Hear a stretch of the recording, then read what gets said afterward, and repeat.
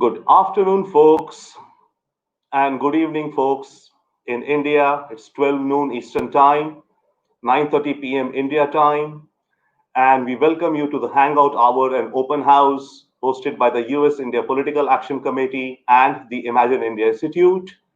The idea is for this 1 hour to have a free flow discussion with some expert speakers on and reflections of American politics, American elections which are coming up, as well as specifically to see what the reactions and how the debate of last night between President Trump and the contending candidate Joe Biden, Vice President Biden, played out. And what are the newspapers saying? What are the folks thinking? What are the opinions? And how much of an impact would it be making for the electoral votes which are due on November 3? So now we'll have a few guests already who are there. And may I please request anyone who's watching this broadcast to kind of keep putting in your comments, and we'll try to take your comments and we will try to answer your questions. So please feel free to, wave by, put down your comments on the chat box. We are right now live on the US India Political Action Committee Facebook page, as well as we are live on my own page. And plus, I request our colleagues who come on as guests to put the link of this on their own timeline so that a wider audience can be reached with this. Now, the first guest that we have, and we have some very brilliant minds coming in to join us, is Steve Alonso. He is a expert in government affairs and management of political action committees and PAC routines and legislative outreach, etc. So let me welcome Steve to the discussion. Hi, Steve. Good Hello, morning. good afternoon, good evening. Good afternoon. Good evening. How are you, sir? I'm doing well. How are you? Great, great, awesome. So, welcome to the Hangout Hour on American elections, America Votes 2020, and our analysis of the first presidential debate. By the way, today is September 30th, and when Prime Minister Modi met President Obama the first time in 2014, it was on September 30th at the White House. And then it was announced that September 30th would be the US India Friendship Day. So today is also the US India Friendship Day. Now, that being said, what is your take and what are your thoughts of how the debate played out last night? It was very interesting to say the least, with such a unique format as we've seen presidential debates sort of take over the years. That we've definitely came a long way from JFK and Nixon in terms of even just way of debate styles, and even contrasting even just initial rules set up that they this was one of the first debates they've even had. Even said in the rules it was a bit of open discussion, but of course they kind of didn't veered off that path. And interesting analysis abound, even from a lot of Trump supporters I've even been talking to, and very fervent ones at that. He'd even kind of conveyed they were not necessarily thrilled how not necessarily how their candidate played out, but more so just how the general debate went as a whole. So it was a very unique evening, and I think it'll be one for the memory and history books. That's for sure. Awesome, very interesting. And would you be, can you identify, let's say, 1 or 2 points which were winnable points for Trump, and 1 or 2 points or arguments which Biden put out, which were, like a winning arguments which he put out, 1 or 2 of each side, and then we'll Yeah, look at, sure. yeah, sure, please. And sure, so some of the main points for the president he were trying to make and convey were definitely regarding criminal justice reform, and that he was trying to play off regarding Vice President Biden's history of leading the Senate Judiciary Committee. And while he was there, especially his time of involvement with the crime bill in the 90s, there were a lot of folks sort of remember his history of that. But of course, the president sort of has a tendency to kind of trip over his own thoughts or words at times, and was definitely kind of not really positioning himself in the best ways he could on that topic, and delivering effectiveness of what he was saying. So those there were some strong points there when he didn't quite veer off, and where of course Vice President Biden was coming off, he was conveying how a lot of these, he wasn't the leader at this time. There he can say his thoughts and meanings, and what he wants city leaders to maybe do, or how he wants them to interact. But yeah, when it comes down to it, he's a private citizen at the moment, so I sort of understand his thoughts there when it came to there wasn't really much, he can share his thoughts and of course that is important to how he thinks and what kind of direction he wants to take us. But, in terms of how a local leader wants to handle his community, it sort of made sense when he was like, I'm just a private citizen right now. So I understood his thoughts there, and he made a good point. So it was definitely a lot of comparing and contrasting going on last night. Awesome. Wonderful insight. Now, I think we are also joined with another colleague of ours, Mr. Vikram Chauhan, who is an expert in defense matters and defense and security related matters, and of course, also US India relations. I mean, for the sake of our viewers who are watching this broadcast, each one of the speakers here is, of course, an expert or engages deeply in Indian American affairs within the United States, as well as has a very keen understanding and the nuances of US India relations. So we'll kind of tread that path in our discussions with our esteemed panelists whom I have. So now let me welcome Mr. Vikram Chauhan to the discussion. Hello, everyone. Hi, Nice to be Vikram. on here, guys. Thank you. So Thank you. sorry, I just came in a little late. So I know we're talking about the debate. So so what did we cover? What did I miss? Well, that's what we want to know from you. That what all did we understand from the debate, and what all have we missed in the debate? What are the takeaways? Do you think of the debate? A couple of points which you think where Trump scored or where Biden scored, or a couple of points where you think that Trump kind of faltered or Biden faltered. So, what is your take? So it was a train wreck, right from the beginning. It was more like I should not say that, but more like an Arnab Goswami debate. A lot of interruptions from both the sides. I mean, it started with the president, and obviously it never went on like a true debate. So it was hard to hear. A lot of false claims were made on the voter fraud, the coronavirus, and obviously there was no fact checking, but a lot of false claims were made that way. So and ultimately, they had to speak to the people, and they were not speaking to the people. I think Vice President Biden did speak towards the people, towards what he's going to be doing in the future, and that's what the debate was for, not for arguing about each other, but what they can do for the people, for the USA, not for their own base, kind of thing.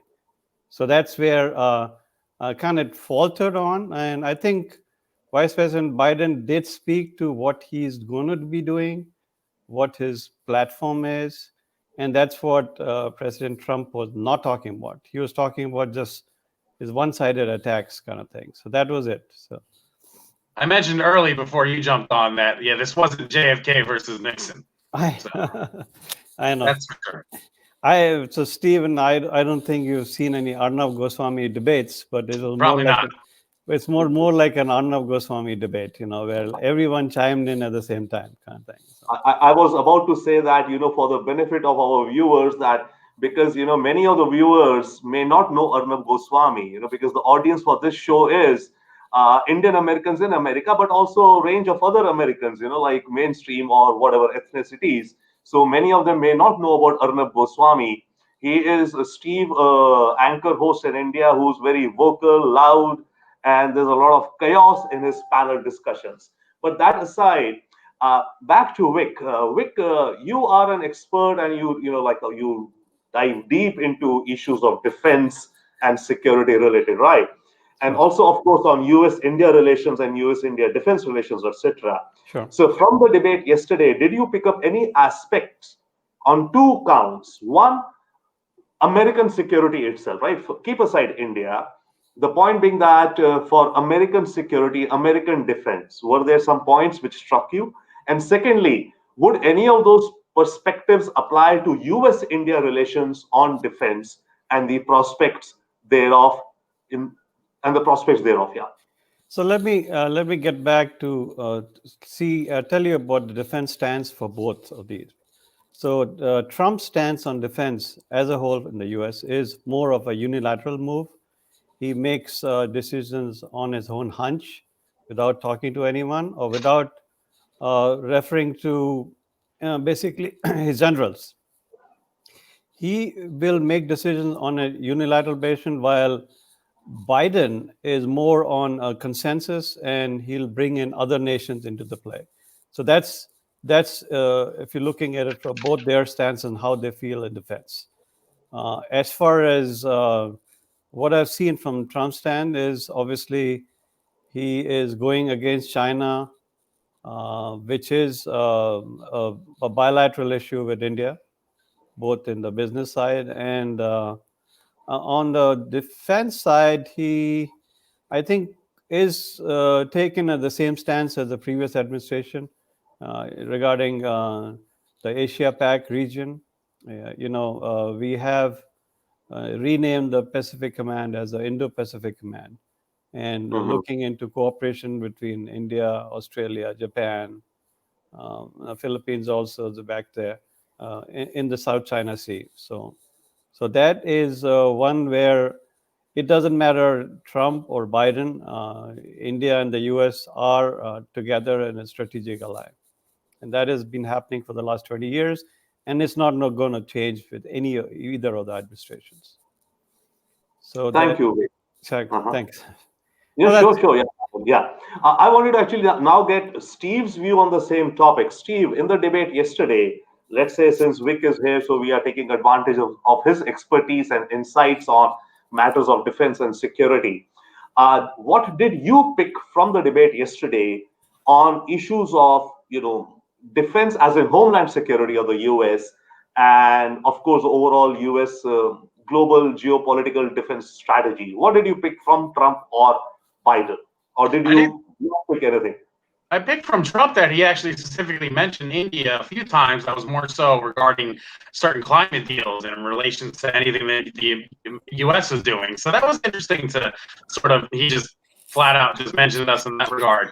And it was just geopolitically, I kind of piggybacking on what Vikram said, that it kind of going more off of the mantra that he wants to really that President Trump really kind of wants to sort of go it alone, and I don't quite know if that totally works on the global stage, and especially after so many years of it, it hasn't really quite reflected well upon us as a nation. And so where Vice President Biden came in, it definitely had a little more, like you said, a more focused plan, a little more policy details wise as to how rejoining the Paris Climate Accords and doing things of that nature, as to where that could definitely help us more at a geopolitical stage and to help us achieve our overall goals of what we're trying to accomplish. And not necessarily that we're trying to be America and come take over the world and be the colonial capitalizers. It's just more that it's being a little more cooperative, working together in terms of, it was a very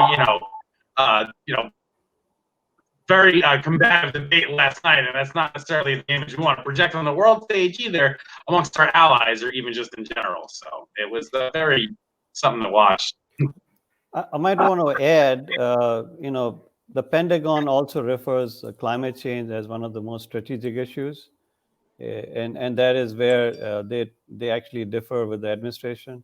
They do remind everyone, that is one of the major issues which we have in a strategic defense issue. So that is where Biden wants to go back in a combined nations, tackle it all alone, while Trump is on his own, kind of thing, for climate change. They both, I mean, he does acknowledge climate change, but as an afterthought. I mean, Great. you can't save the whole world alone. You have to do it together with everyone. They were talking about the Brazil forest fires, I think. I mean, which is a major concern. Where together the global leaders, they could have gone in and supported the Brazilian forest fires. I mean, other than the Californian fires. I mean, the fact of the matter is, I mean, he was he kept on harping on California has its own problems. This is all because of not cleaning up the forests. You might need to know that 60% of the forests in California are federally owned. So that's where so federal aid is also required. I mean, there's a lot of cooperation What that needs to be done. percentage, could you please repeat for the benefit of our viewers, what percentage of forests in California are federal owned? 60%. 60%. Awesome. Are federal owned, are under the federal Department of Interior. Sure. And So- now we are also being joined with another eminent, preeminent personality, Mr. Sanjay Puri. For the benefit of our viewers and colleagues out there, Sanjay is the founder chairman of the US-India Political Action Committee, which was founded way back in the year 2002, and it's been many, many, many years of active work which Sanjay has led. So, folks, let me welcome Sanjay also to. Oh, I think he has dropped out. Sorry. Okay, we are back. He had logged in, but he seems to have dropped out. Back to you, Vic. My question then on the defense and security aspects that you're talking, uh, how do you see the role of now? This is on US-India relations, right? Right. The role of the Quad, the so-called quadrilateral or Quad, which is United States, India, Australia, Japan. What kind of appetite do you see in the United States, and what kind of let's say supportive or collaborative mechanisms is the US looking forward to make the Quad more muscular? See, right now, what the U.S. is, we do cooperative, and we do have a lot of war gaming, to keep the training up. And U.S. also has kind of appreciated the Indian initiatives with some of the NATO exercises, and so in the strategic manner. U.S. and India are connected in the defense strategically, and U.S. also wants India to become a joint developer of some of the defense programs. And that's where they are very keen on. And we are working on a lot of initiatives, especially in some of the initiatives which U.S. has never worked with anyone, especially in aircraft carriers.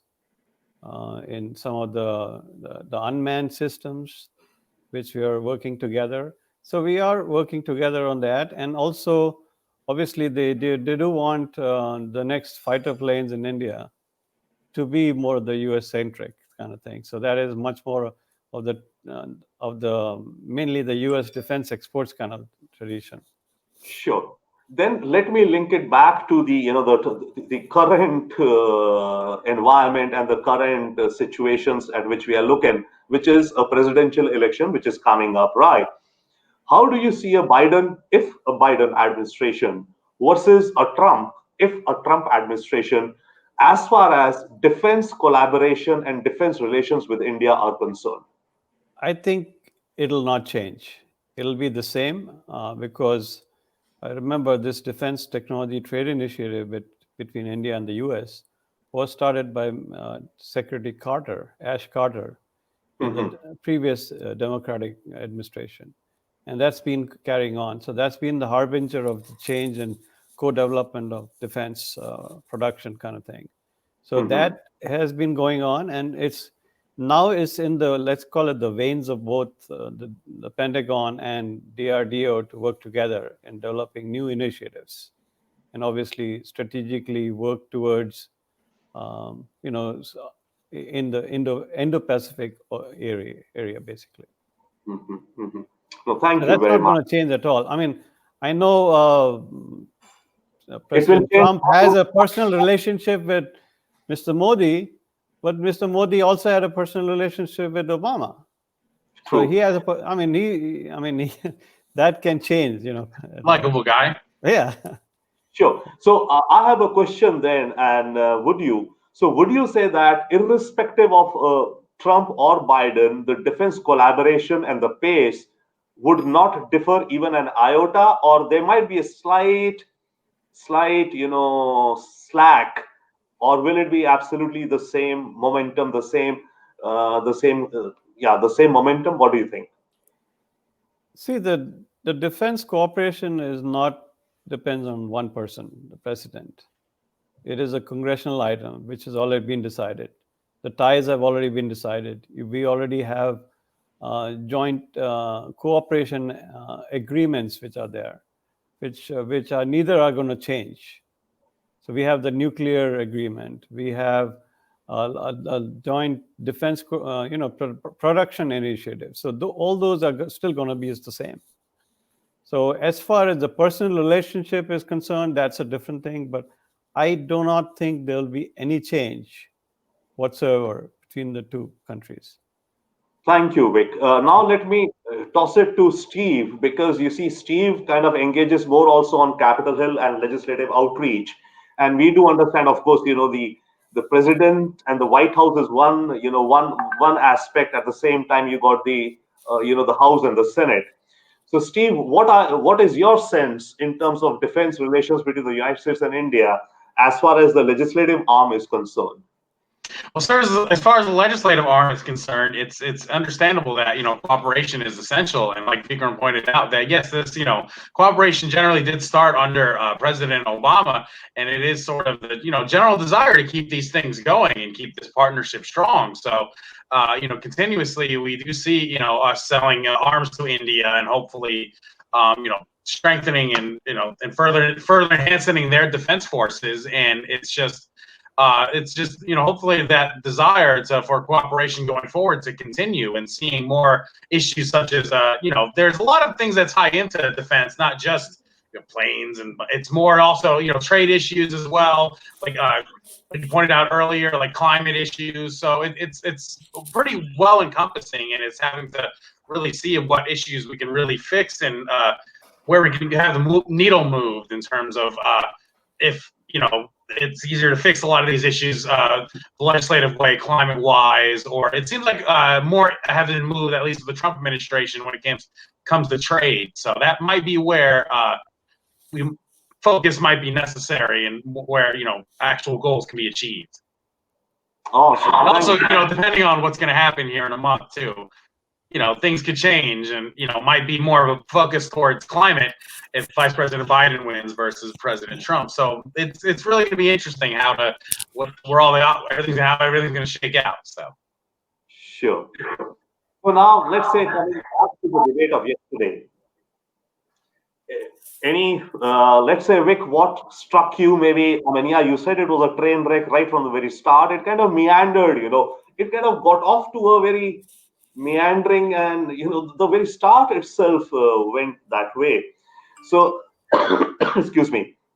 Now, what do you think from the point of view of the Indian American community? Do you think yesterday's debate helped Trump win over some hearts and minds of the Indian American community, or do you think it didn't make much of a difference? I think it didn't make much of a difference, because he really did not want to talk to the people. He was actually talking to just vice president. He just wanted to get back to.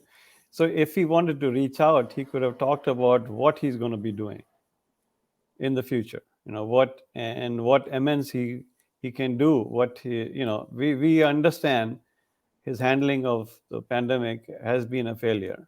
So what improvements can he do on that, other than vaccines and the therapeutics and all that other stuff? More on kind of, he was more of a dysfunctional thing with him and his health administration kind of thing. He kept on negating what the CDC or the health people are saying. So those are the ones which kind of will put off some of the Indian Americans also, who for everyone, health is a big concern. So that is where we want him to look at science, but he wants to look at his hunch, basically. So that is where some of the people must, the non-believers are a different wine, but the people who are independent, he did not make much a nudge. I think Biden, although did not make points, but he did not do much damage as far as yesterday's debate, Ah, while President Trump did more damage to his stance, basically, coming out interesting. of it. So. Sure. And Steve, what would be your take on this point that going into the debate yesterday and coming out of the debate yesterday, did President Trump win over, I would not say Indian American community right now, but let's say other, the swing voters or the on the margins? I would say more so it was the emphasis on him revving up his base, and that's definitely a lot of his talking points, and a lot of his points were trying to, not to who was definitely, trying to talk to, as well as the vice president, but it was just definitely, it kind of just sort of fit in his MO, for lack of a better term. Just how I think that sort of was his goal or objective, was to sort of muck it up and to make it, how it sort of almost turned out to be, per se, because that's was sort of the goal. It wasn't necessarily to talk over and win over folks. It's to energize and rev up his base and energize those folks and get them to come out and vote. So it's an interesting strategy. I know, but he kind of stepped on his own toes. That he did. His biggest point was going to be the Supreme Court and the judiciary, and how he's filling it up. But that was like in the back burners. I mean, that was just like a side note. That was his biggest initiative for his base, and which he stepped on it. I mean, because he didn't focus on that. The plus he went from too energetic, so now way too energetic. And they said even his most fervent supporters earlier in the call I mentioned, they were like, it was a bit much last night. So interesting. Now, The next debate being a town hall, it's not going to be quite that projective, I imagine, because how are you going to win over voters talking to them like that face to face? Can't imagine that's very going to be successful. But well, let's hope there is a second debate. They said they both committed to one last night. So more on that, we are now joined by Miss Dolly Kapoor. She's in California, a very, very active persona in the Indian American community in terms of campaign management, grassroots outreach, and building coalitions, etc. So now let me welcome Dolly to the stream, and we shall have a discussion. Hi, Dolly. Good morning. Morning, Robinder. How are you? Very well. How are you today? Good. Morning, Vikram. Morning, Stephen. Morning, Hope everyone is okay and survived the debate. Yeah, sure. So that's what we want to have your take on. How did you survive it? And do you think that any one of them came out a winner or any one of them came out a loser? It's an interesting thing of what happened yesterday. I don't know. To me, I'm being honest, I felt like the debate was like this year 2020. It started with the chaos and it just became a train wreck. And when you thought that it can't get worse, it only got worse. So this is really, really, it was not a very healthy debate. Normally, I mean, the purpose of the debates is to not just to discuss policies for both the parties, but also to really, really help undecided voters to make their mind. I don't think so that anyone got anything out of that. I don't seriously see any party swaying the undecided there. In fact, the markets did a little better today in terms of it helped Biden today when the markets opened today. I checked, but I'm not really sure if it really helped the undecided to go for any of the parties and and bring them to go and vote. That's a very interesting opening. Your opening which you made, in fact, before you joined us, we've been talking with Steve and Vikram, of course, and Vic also had this as his take. His opening thing was that it was virtually a train wreck. And I think you're also using the same analogy. So then it does mean that, the viewers, because let's say you were viewing and Vic was viewing and others are viewing. So if that's the takeaway that people are having, then it definitely was perhaps a train wreck. And at this point, let me please also welcome Sanjay Puri. I think he has joined us in the studio backstage. Sanjay, as I was mentioning, is a founder, chairman of the US-India Political Action Committee since 2002. And over the years, a lot of work has been done by US Impact. Great work. Kudos to US Impact. So Sanjay, welcome to the discussion. Thank you, Robinder. Thank you, Vic, Um, Steve, and Dolly. Appreciate it. Great program. So good to be here. Great. Sanjay, we cannot see you on video, but fair enough. I mean, perhaps you're somewhere and do join us with your thoughts. So, yeah, so what we were kind of discussing here were two or three aspects. One is that the big picture takeaway from the debate of yesterday. Who do you think, did anyone come out as a winner or a loser? Or what is the big two, three takeaway points that you thought when you saw the debate? I thought the American people came out to be the big loser here because I've seen a lot of debates in my life, but I think this was probably would rank one of the worst. I think the American people deserve to know about the future solutions to the issues they're facing, whether it's COVID, whether it's how to get the economy back, foreign policy, China, um, a range of issues, climate change, but we heard nothing, nothing. Um, just our looming debt, entitlements, reform, immigration. Well, immigration was not a topic on this session, but all those things could have been brought up directly or indirectly, or at least some solutions.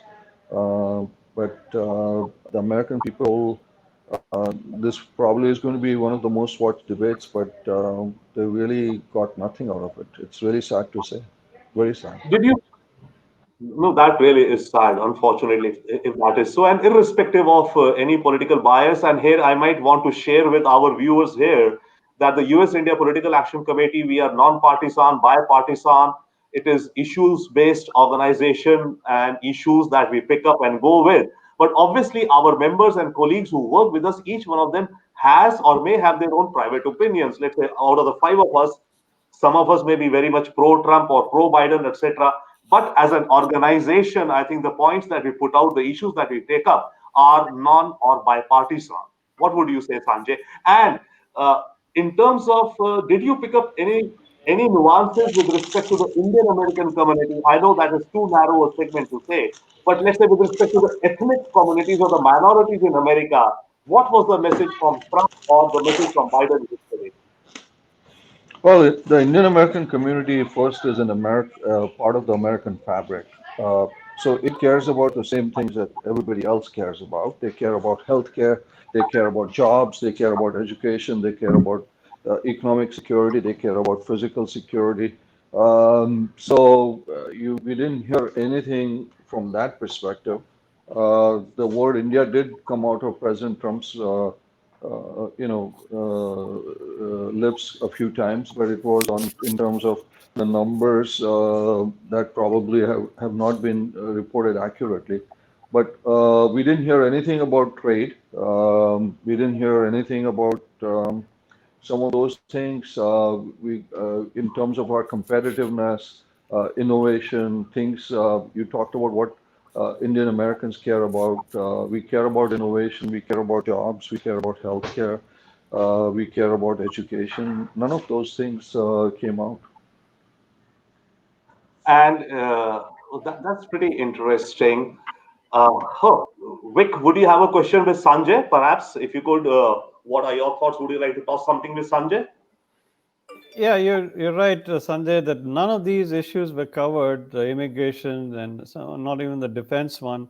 It was mainly around the pandemic and Or even around foreign what, policy, yeah. even China, are the challenges that we are facing as a country. None of them. The two I times they mean, mentioned really. China and India were to throw us under the bus.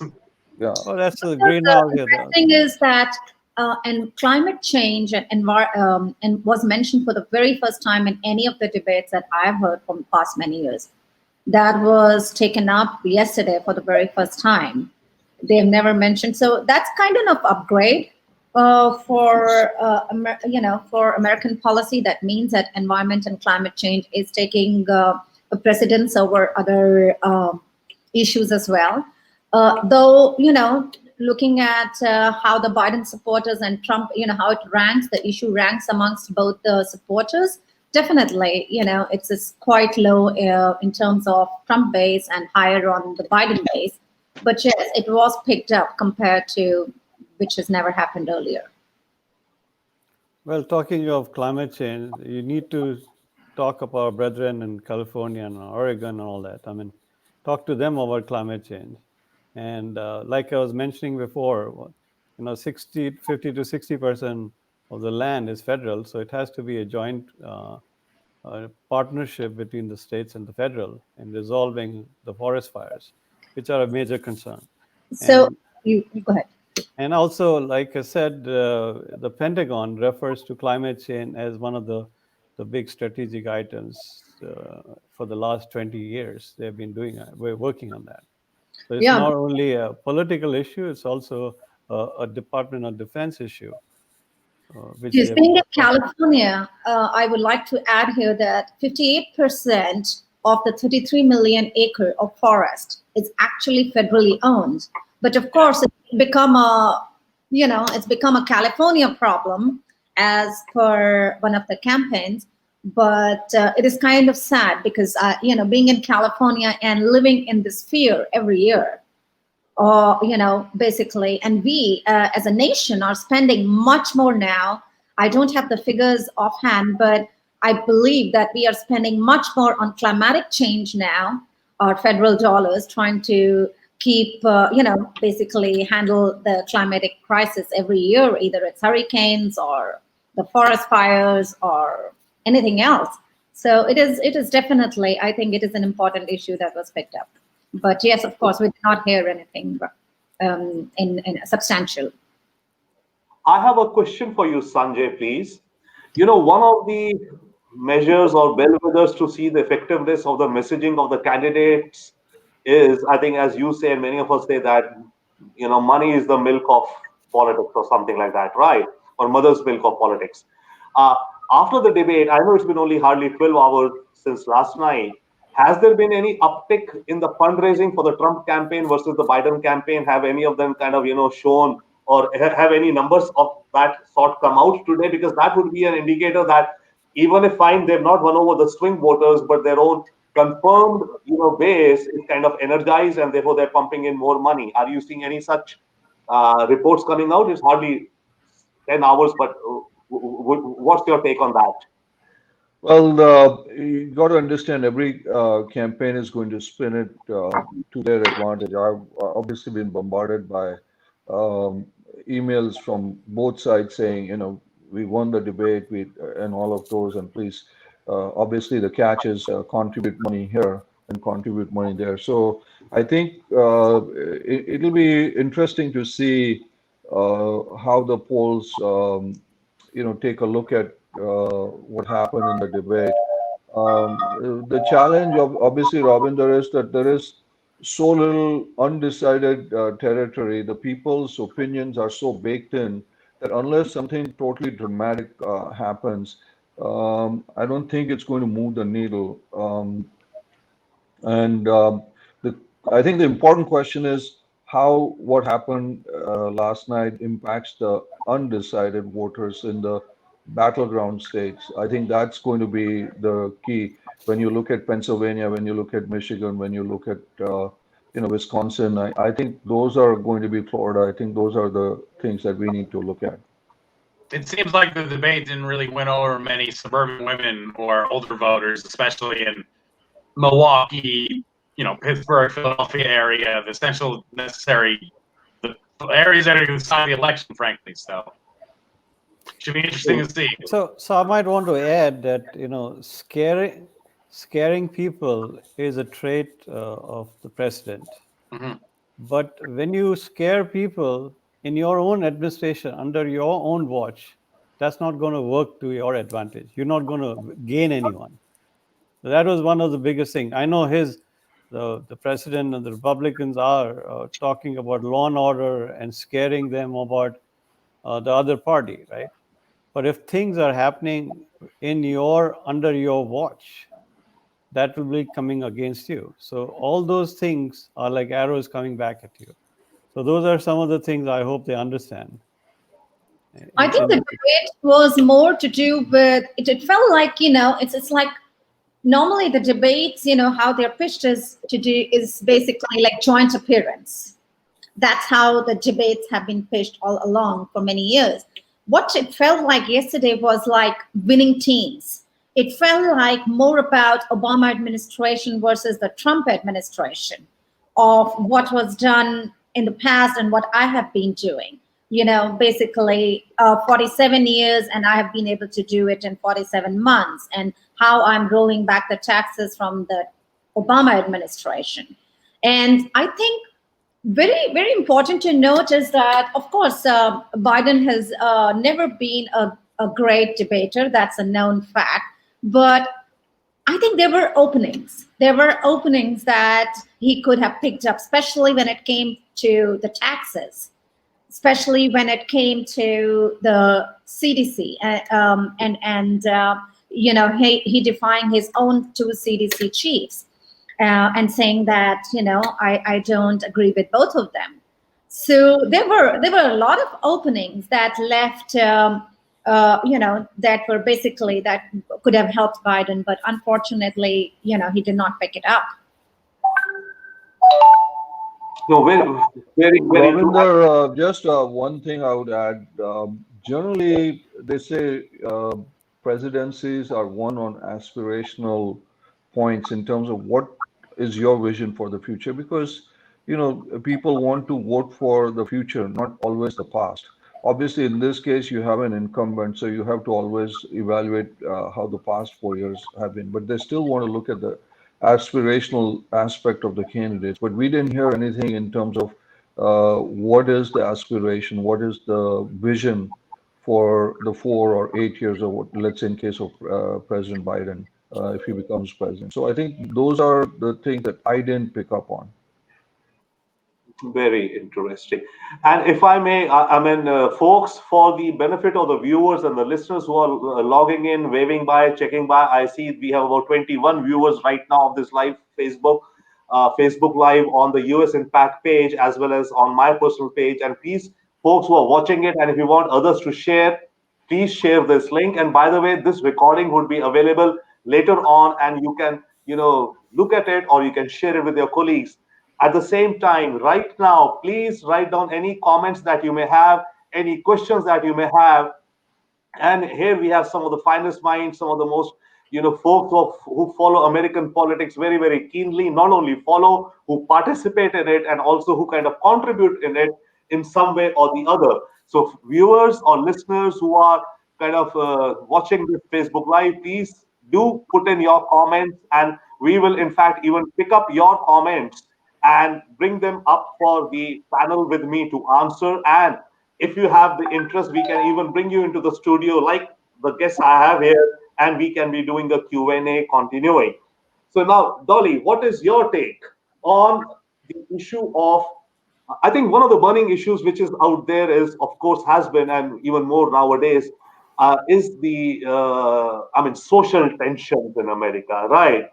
For whatsoever reasons, the past few months have been very, very, very, let's say, worrisome, and some healing is needed maybe there, right?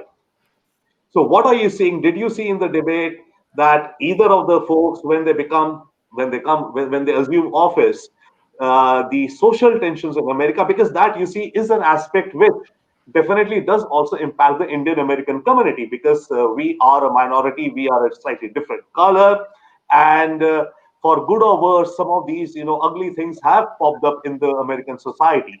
So how do you see that healing happening? Did the debate yesterday help it, or maybe a little bit, even worsened it? Or where are we heading on that, on the issue of social tensions and coming together of America? So one of the segments in the debate, one of the segments chosen was race and violence in the cities. And both the campaigns had to, both Trump and Biden had to answer on that.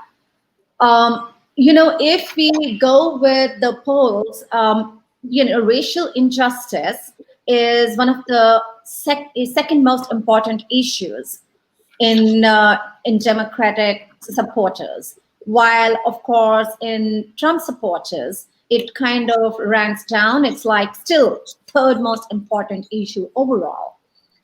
Um, you know, it is important to note that supporting, going to QAnon, talking about the boys in Oregon, and talking about issues, basically supporting, Trump basically taking it to Biden about, how the Democrats are basically helping the left violence. I think I think it did not help at all. It is only actually raising doubts in the American public about if Trump's next 4 years is going to be able to subdue or calm the people's insecurities. Definitely, it is. It was not helpful to hear what they had to say and how he actually went and did not disregard the the white supremacy. It did not help at all. I agree. So, like I mentioned, a normal leader, whenever there's a calamity, would get all the parties to one table or to his room and talk it out, which has not been happening. We all agree that there is a race problem. So we have to get all the parties together in the White House and talk it out. And so it's not one against the other, right? And some of the leadership traits have not been drawn up. And I might say this problem, most of the protesters, other than the Black Lives Matter and all that, are the young college-going kids of white descent. I mean, most of them. So you can't just write off all that. And the women, the women are also there in huge numbers. But fair. Yeah, sorry. Who was Sanjay? You're saying something? No, I was not. I was listening intently to the very expert opinion of Mr. Vic Chavan and Ms. Dolly Kapoor. Thank you. Steve, what is your, how would you reflect on this question on the issue of race? See, irrespective of whosoever comes to the White House, how do you see the healing of America happening? It's certainly at the forefront of everybody's minds nowadays, and it was disappointing. The president could have finally just came out and said, "Hey, denouncing white supremacy," and he repeated back a group's tagline that, frankly, a lot of us hadn't even really were like, "What was that?" Or it was just kind of just out of left field, and it was just frankly disappointing, and it was just interesting to sort of see how. Even like a lot of the one-liners or zingers, or even sort of Dolly alluded to earlier, there were spots for even folks to sort of jump in, but a lot of the debate's reflection and a lot of everything's going to remember is just that one line and point, and he could have easily maybe clarified it, but he chose not to and chose to drop a line of a very controversial group in the meantime, and it was not very positive for anybody. I can't imagine for him or his campaign. So generally, I think that is his sort of MO, is to sort of muck up the debate or muck up the discussion. But it beats me if it's going to be effective or not. Not very sure. So. Thank you. We have a very interesting question coming up. We've had actually several questions which came up while we were talking. And one of the questions which has come up, and in fact, when I've been talking to you, I've been taking some of those questions and framing it in the context and throwing the questions to you. One of the questions, or in fact, we had 3 questions, I think, on this, which is asking me to ask you one by one, who do you think will win the election? Bottom line. Let's start with whoever would like to take the call. Vikram, could we start with you? And we have now by the way, we have just about 10 minutes remaining. So maybe we can do one quick answer round on this. Who do you think would win? And then we have one more round of closing comments from each one of our esteemed panelists. And meanwhile, listeners, viewers, friends, folks on the US Impact page, on my page, on other pages where this live stream is being shared, please do feel free to ping in your questions. We will take your questions right now. If we cannot, due to paucity of time, we will get back to you maybe on the comments section itself on our Facebook pages, or you could keep it for the next hangout, which we'll be doing regularly now. So, starting with Mr. Chauhan, who do you think will win this election? I think the popular vote would be Biden, and the Right. electoral college would be hung up, I think, because of the mail-in votes. So it will take a long time, Mhm. and that is my prediction. Interesting. Over to you, Thank Steve. you. Thank you. That's a very, very interesting because, yes, for the folks who are watching in India, perhaps, I mean, in America, of course, people know, but let's say people in India, the US system is kind of little different in the sense that the popular vote may not mean that you win the presidency because the votes are actually aggregated from each of the states. So each state has some winners, and that is the electoral votes which Mr. Chauhan is referring to. Now, may I request you, Dolly, your views that who do you think would win the election? I think it would be a close call. It would definitely be a close call. Um, Biden was trailing 7 points. Biden was ahead 7 points. Trump was trailing 7 points. And I think that the strategy of trying to basically fight to a draw did not help him. So, having said that, I think Trump definitely is going to have a hard time coming behind Biden now, just based on the polls. Thank you. Okay, we do have a question from one of our viewers, Runjun. We'll take that in a moment, but let me close this loop on who will win. Steve, your take on it, and then we'll take the icing on the cake from Sanjay Puri. So, Steve, what is your take? I think, as we all said, that it really the electoral college is the thing that matters. I want to say I think Biden has a slight edge at this point because it really is going to come down to Pennsylvania and Arizona. I think are going to be the two states, and it seems like Biden's trending in his direction on both of those. It's hard to see Trump's path if it's in the opposite direction. If he loses both of those, hard to see where he finds a path to 270 votes.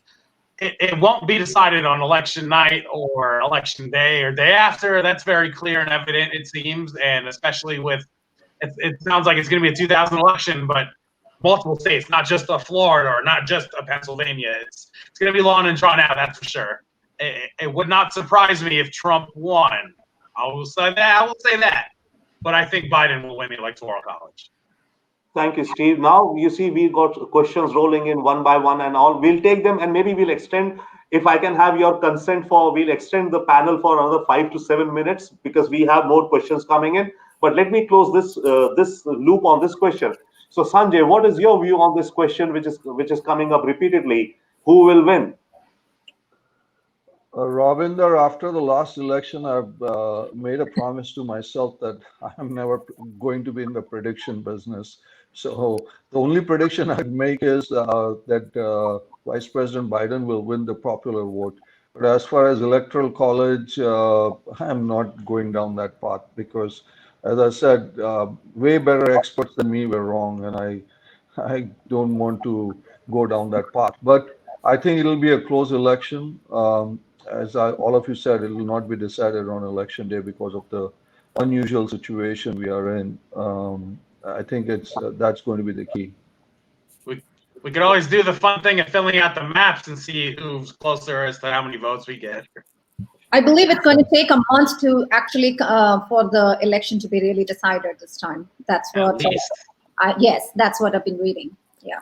If Bush v. Gore was about a month in just one state, one county in one state generally, I can't imagine what this is going to be and how long this is going to take. So. Great. No, thank you for your perspectives. Yeah, I hope for this. I mean, of course, many of our viewers and listeners are absolutely savvy and they're on. I mean, they're also tracking it very well.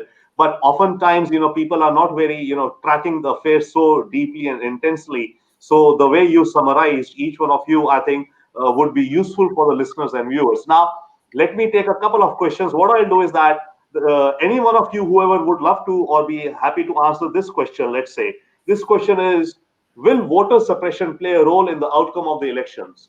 What is their take on gun violence? Who would like to take this question, please, if someone can help answer?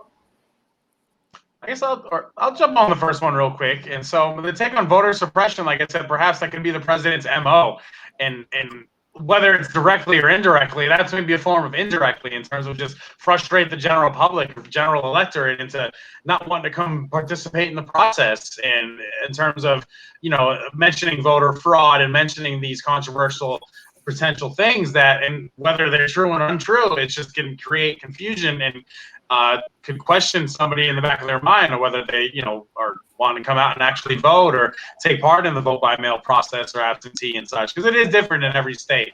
So that could be his MO. And in terms of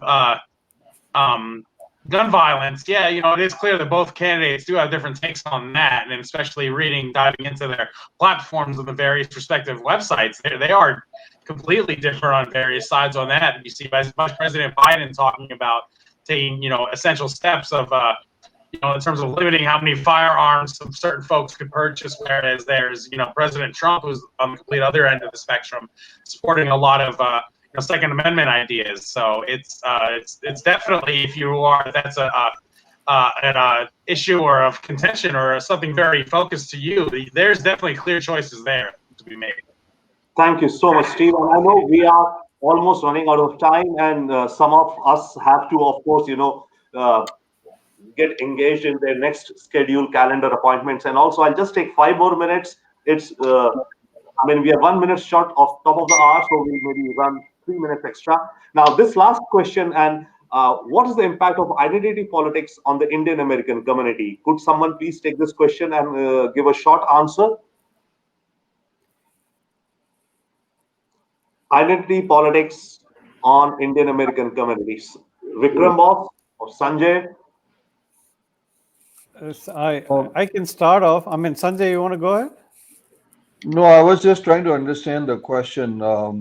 Identity politics by the political parties on the Indian American community. I was just trying to get clarity. Maybe Vikram, if you start off, then I can figure out, because I'm not clear. The question is the identity politics both the parties, or what is the question?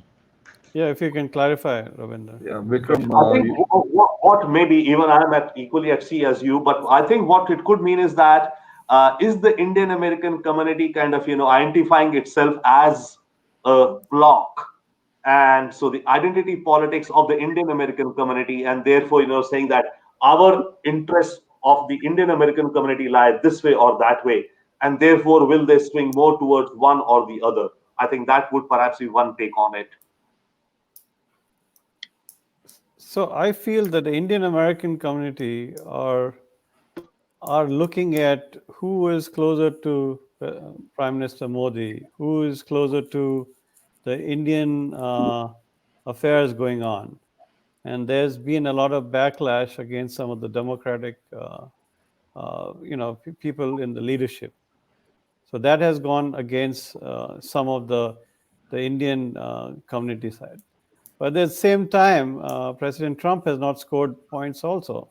He's the one who's stopping a lot of H-1B1 and all those temporary visas and immigration issues.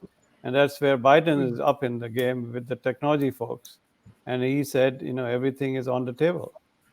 So that's where, from the pocketbook side, and some of the let's call it the America First kind of things, Trump is going against some of the Indian Americans. But I think most of the well-to-do Indians are in the Republican camp already. So that is not, that is his base. So, Robinder, I'll just add this. I think when you have a vice presidential candidate who could be a potential president for the next 8 years, who has, she's of Indian American origin, at least partly, that's a pretty significant situation. Keeping in mind the Indian American community is a pretty recent immigrant community. So this is, in some ways, when you talk about identity politics, it's a pretty historic election from that standpoint, that you have somebody on the vice presidential ticket, could be be the president for the next 8 years or whatever time frame. So from that perspective, I think it's a historic situation for the Indian American community. We talked about identity. So I think that's, to me, if you were to pick on something, I would pick on that. I agree, Sanjay. And the thing is, for us Indian Americans, our job is to educate these folks, rather than going against one or two of their quotes in the wrong place. Our job is to educate them and show them the right guidance of how to appear for the Indian Americans or for India, if you will, the Indian policies. Thank you so much, Vic. Dolly, would you have a quick comment on this topic, and then maybe I'll invite Sanjay to make his closing remarks. Dolly, any reflections on what was being talked about right now? Sure, we're living in historical times, like Sanjay mentioned, that we have definitely history in making when we have a vice president who could definitely be a president if chosen or if elected. But having said that, I think it is very important for Indian Americans to, I seriously don't know what the policies are in terms of, moving forward with both, because it is definitely big chaos. Yesterday, it was all about to discuss policies, but we did not hear from any. All the policies that, talk about foreign or environmental or gun laws or anything for that matter, there are no policies as such. So I would seriously think that Indian Americans should be voting for the person. I think this country has been left divided based on party politics, instead of really trying to choose who could be the right person to lead this country. It's very important for all of us to be sane and choose the right person. So vote the person over the party. And I seriously think that's what we all should be doing. This is just our duty to serve this country. Thank you so much, Dolly. And maybe Steve, you can take a quick 10 seconds and then Sanjay's closing comments, please. It's going to be interesting to see the next debate in terms of how the town hall style is going to play out. And we all expect a little more substantial, policy-based debate coming from Senator Harris and Vice President Pence. So it should definitely be a little bit different reflection on our next Hangout Hour in terms of debates go. So. Thank you so much. And now, may I invite Sanjay? And before Sanjay comes, I would absolutely like to thank very much the team at US Impact and Imagine India, namely Prasoon Sharma and Runjun Pathak, and several others who helped us to produce this show for you. A lot of work goes in the background, guys, to make something like this happen. And hopefully, we'll be kind of improving what we do. And once again, to the viewers, please do pop in your questions and comments, and we'll try to take them up for the next time round. Once again, thanks to the US Impact team, thanks to the Imagine India team, Prasoon and Runjun and others who helped us to put this show together. Now, may I invite Sanjay Puri, founder chairman of the US India Political Action Committee, to give his closing comments. Sanjay, please. Robinder, thank you. Really, I must thank you and the esteemed panelists. The timing is very great. Thank you for having me and for having us also for the work that you do and have been doing for almost 2 decades or more. Just closing comments, I would say, everybody says it's the most important election of our lifetime. I don't know if it's the most important election of our lifetime. I would say it's an important moment in our lifetime because we are dealing with pandemics. We are dealing with an assertive China. We are dealing with historic deficits. We are dealing with, a world which is seeing the rise of AI, which could lead to tremendous changes in employment and other changes that happen in the economy. So that's all of those. We're talking about environment. We're talking about all those things are going to really need some forward-thinking leaders who are really looking at things from that perspective.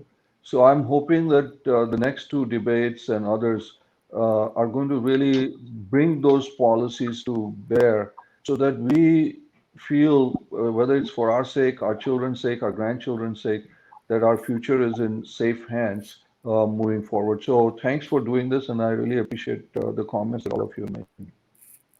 Thank you so much, Sanjay. Thank you so much, Steve. Thank you so much, Vivek. Thank you so much, Dolly. Thank you so much, Prasoon. Thank you so much, Ranjan. I hope our viewers who tuned in for this broadcast have some, some takeaway which they will kind of, which gives them some different views or take on what is happening on the ground here in the US and on matters of US-India relations. Though we didn't go deeper into US-India relations, but obviously the election is a domestic election, as we all understand, but with huge ramifications for all over the world and including India, of course.